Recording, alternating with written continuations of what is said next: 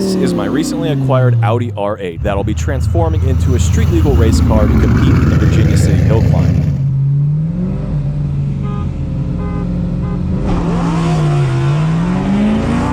Today we're going to kick off this pretty dope project by changing the R8's oil, which you probably think sounds a little boring, but I'm going to show you why some Audi dealerships charge as much as $1,000 for this basic service. Then we'll head over to Street to Sand to find out how much horsepower this R8's V10 can put down to the ground in stock form. Then finally, we'll race both my Viper and the Supercharged Mustang, because honestly, I'm not sure which one of these cars is the fastest.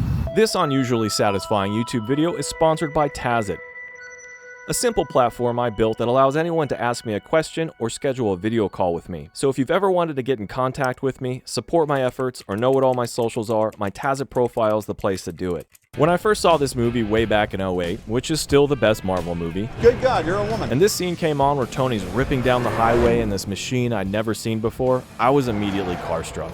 What the hell is that thing?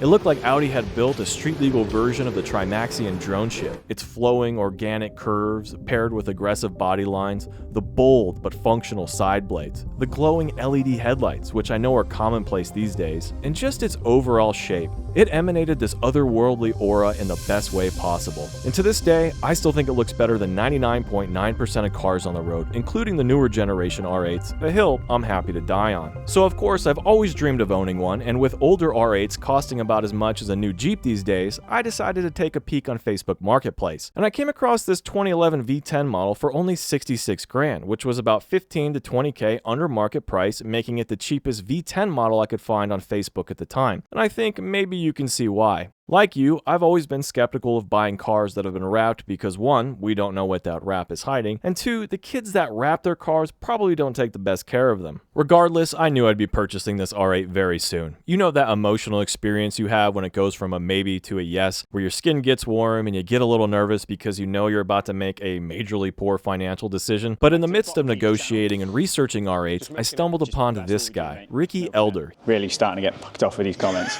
He's something of a prodigy when it comes to European supercars, and has extensive experience building and fixing R8s, Lambos, McLarens, and even Ferraris. Anyway, he said something that really resonated with me. Just buy good and don't go and buy bargain basement. I'd say that all the time. You're better off spending 10 grand on a better car than you are buying the cheapest car and then finding out, even after you spent 10 grand on that one, you're still a mile off. So while I was fully ready to pull the trigger on this boy blue R8, Lego wheels and all, I decided to follow Ricky's advice and ended up spending a little more money to purchase what was honestly the third cheapest V10 R8 I could find on Facebook, and it is disgustingly sick. I literally haven't been able to find a scratch on its paint, a ding in the body, or a scuff on the interior. Not only has this R8 been meticulously maintained, it came from the factory with the full carbon fiber package, which includes real carbon fiber side blades, these gorgeous engine covers, and tasteful interior trim. And while I usually don't go for black cars, I think the Phantom Pearl paint goes perfectly with the anthracite wheels and carbon fiber blades. But it's not all about looks, is it? This R8 is powered by a 5.2-liter dual overhead cam V10 that revs to 8,700 RPM and can rocket the R8 to 60 miles per hour in around 3.5 seconds, which was pretty gangster for 2010. But I know what you're thinking, it's not a manual, is it? Well, it's more a manual than it's not.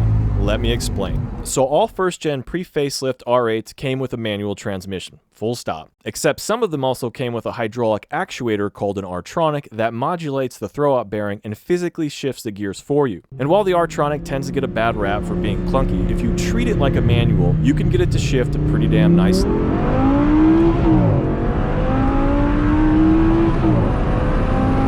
It also delivers this very satisfying mechanical thunk when you time your shifts well.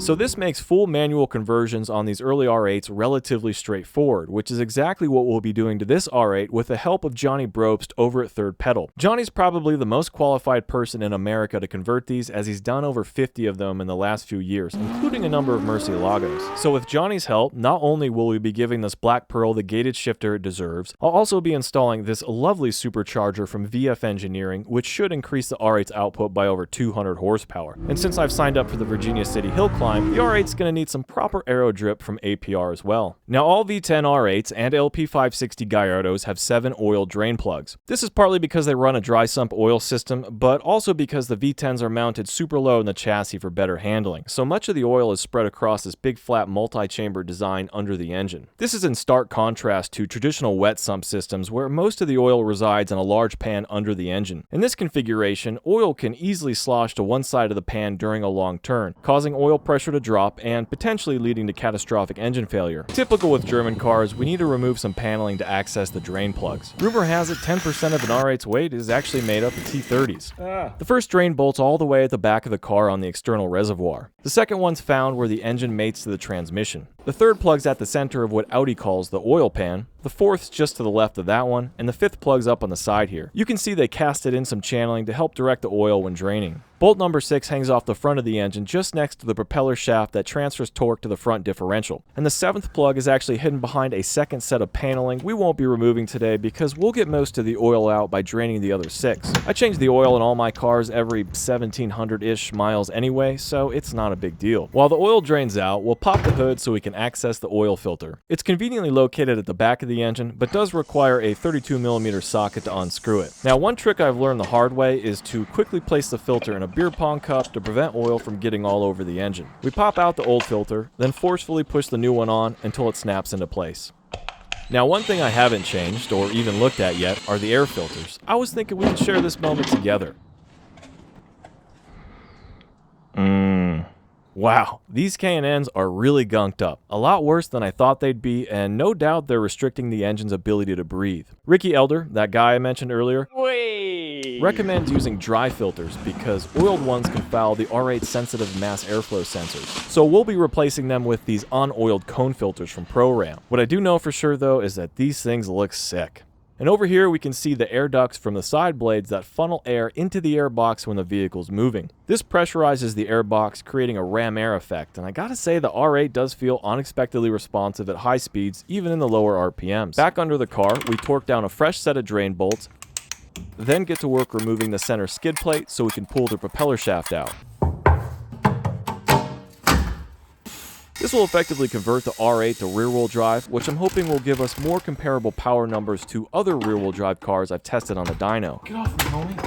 We'll be using about 9 quarts of Mobil 1's 5W40 today, which is, don't worry, VW50200 approved. I'd use Motul if it was as available as Mobil 1, but the important thing is to just change your oil every 2,500 miles or less, regardless of what you drive. One of the many delightful details about these older R8s is that they have a dipstick that is both convenient to access and very easy to read. Even you can clearly see that we're still about a centimeter short of the fill line. So we top off the R8, let it run for about 10 minutes, then check the oil again, and it looks like we're good to go. To find out how much horsepower this OG supercar can put down to the ground, we're headed to Street to Sand in Reno, Nevada. They do everything from building Billy Badass muscle cars to LS3 swapping Buick Rainiers and tuning just about everything they can get their hands on. From Camaros to Ferraris, Dustin has literally tuned over 1,000 vehicles, including my Mustang and Viper more times than I can remember. So these first generation V10s are rated at 525 horsepower and 391 pound-foot of torque at the crank. But since most R8s are all-wheel drive, they usually exhibit significant drivetrain loss. But I'm hoping since we've temporarily made this R8 rear-wheel drive that we'll see some pretty solid numbers today.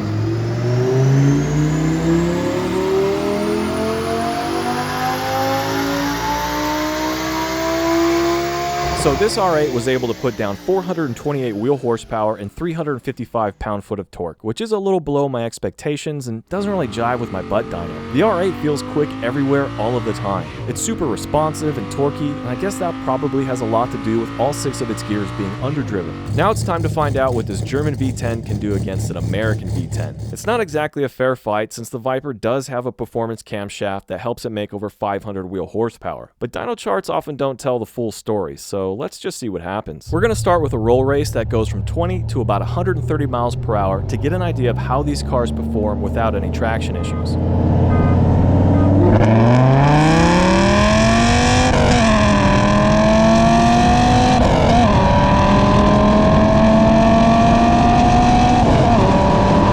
You can see how snappy the R8 is in first gear as it initially surges ahead of the Viper. And I love this part here when I shift into second and the Viper's 600 plus pound-foot of torque tries to break me loose. But once the Viper gets some momentum and full traction, that 100 horsepower difference becomes pretty apparent.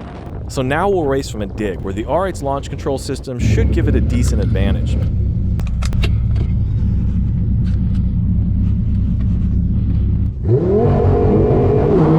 Okay, so what's happening here is I didn't hear Zach's honks over the R8's launch control, my engine, the wind and all that, but hey, a chase is a race, right?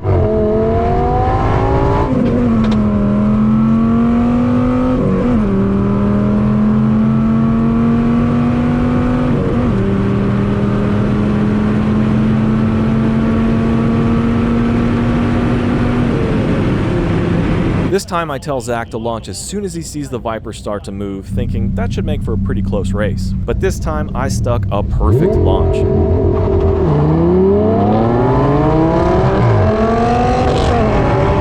And while the R8 put up a formidable performance, I don't think it would have been able to hang even if we had a perfectly even start. This supercharged Mustang makes about 600 wheel horsepower, which maybe makes this race a little bit silly. But it's not every day you see a 3-valve Mustang race an R8, and I think it's just interesting to see how cars actually perform in the real world.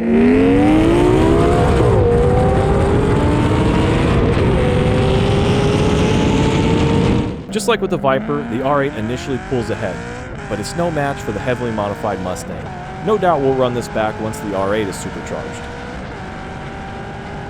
Now the Mustang's notoriously sketchy off the line, so a proper drag race should level the playing field. And to try and get an even start, Zach's gonna honk this race off without launch control so I can clearly hear the honks. I've punched the R8 from a stoplight a couple times and it's still pretty violent, so let's just see what happens.